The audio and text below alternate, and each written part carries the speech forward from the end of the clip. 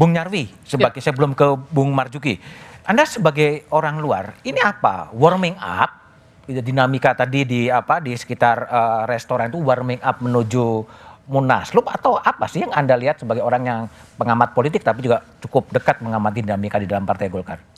Ya, saya kira begini ya. Dinamika di dalam Partai Golkar yang seperti ini saya kira ini sudah pada fluktuasi yang cukup besar menurut saya. Cukup besar? Ya, Mas Budiman. Kenapa? Karena begini. Golkar ini partai yang sudah beradaptasi menurut saya.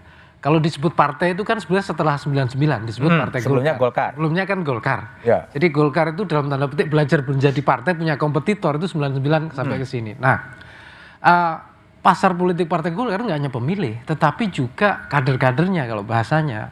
Ya, para ini istilahnya anggota, supporter atau istilahnya loyalis seperti itu ya, tokoh-tokoh.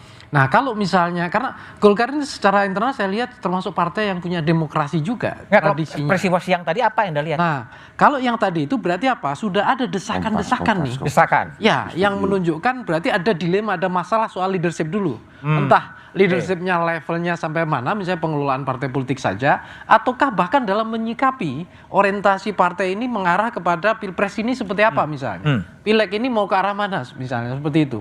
Nah, ini yang saya kira memang leadership ini yang menurut saya di dalam kepemimpinan Partai Golkar mungkin ada ya diskursus mungkin stylenya dianggap kurang pas atau perlu ditingkatkan.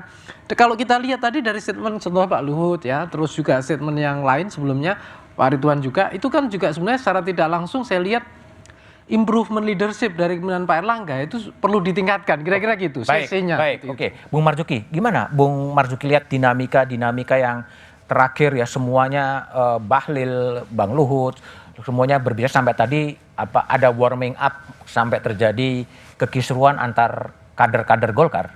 Bung Marjuki sebagai politisi senior dan Dewan Pembina lihatnya apa? Mas Budiman, saya mulai dengan joke ya. Ini dari zaman dulu Dewan Pembina mulai muncul dalam politik kita ini. Itu suka dikatakan begini, kalau mau mematikan satu organisasi, bentuklah Dewan Pembinanya. Kalau mau mematikan, bentuklah Dewan Pembina. Nggak berkutik itu organisasi. Oke. Tapi Dewan Pembina sekarang lain dengan yang dulu. Oh lain, oke. Sekarang gimana? Sekarang ya kita masih ambil sisa-sisa dari yang lalu. Dewan Pembina sekarang ini lebih sifatnya memberi saran, advice ya. Tapi ini persoalan yang tadi terjadi di Selipi ini saya setuju dengan Mas Nyarwi bahwa ini ada dinamika ya Mas Budiman. Tapi gambar besarnya nih dulu ya, bahwa negara kita atau bangsa kita ini selama 50 tahun terakhir itu mengalami proses depolitisasi. Depolitisasi? Ya, secara menyeluruh. Politik yang ada sekarang ini bukan politik dinamika politik, tapi administrasi. Administrasi politik. Ya.